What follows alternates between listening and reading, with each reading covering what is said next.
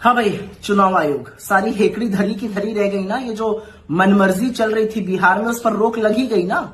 इस देश के उच्चतम न्यायालय सुप्रीम कोर्ट ऑफ इंडिया ने आज चुनाव आयोग को निर्देशित किया है कि जो 65 लाख लोगों का नाम बिहार की वोटर लिस्ट से काटा गया था, उनको अपनी वेबसाइट पर पब्लिश किया जाए। सिर्फ नाम ही नहीं पब्लिश होंगे, वो काटे क्यों गए थे और किस नियम के तहत काटे गए थे, ये भी बताया जाए। यही नहीं, ये जो सारी लिस्ट, सारी सूची है, ये डिजिटल फॉर्मेट में पब्लिश की जाएगी, जिससे कि उसकी पब्लिक जांच हो सके। तो यही तो मांग रहे थे नेता प्रतिपक्ष राहुल गांधी, बार बार यही तो कह रहे थे कि साफ सुथरी वोटर लिस्ट के लिए डिजिटल फॉर्मेट जरूरी है, जिसका पब्लिक ऑडिट हो सके। सुप्रीम कोर्ट ने और भी एक आगे बढ़कर बात कही। सुप्रीम कोर्ट ने कहा कि आधार को मान्य दस्तावेजों की सूची में शामिल किया जाए।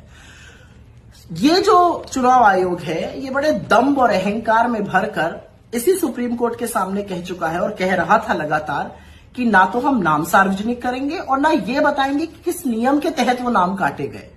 तो ये मेरी मर्जी लोकतंत्र में नहीं चलती है चुनाव आयोग जी। आपको नाम भी बताने पड़ेंगे, किस नियम के तहत कटे वो भी बताने पड़ेंगे, क्योंकि कितने ही मृत लोगों को आपने जीवित कर दिया है और जीवित लोगों को आपने मार दिया है।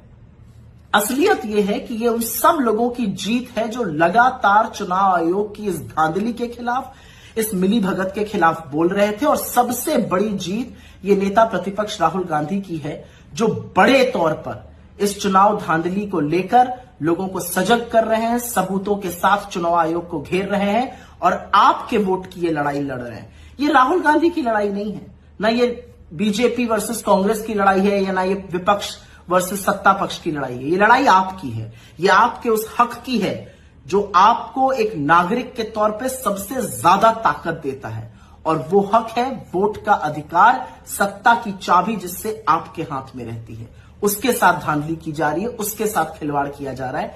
इसलिए आज का सुप्रीम कोर्ट का यह निर्देश अत्यंत जरूरी हो जाता है कि जो 65 लाख लोग मनमर्जी से काट दिए गए थे, नाम तो आपको बताने पड़ेंगे और नियम भी दिखाने पड़ेंगे।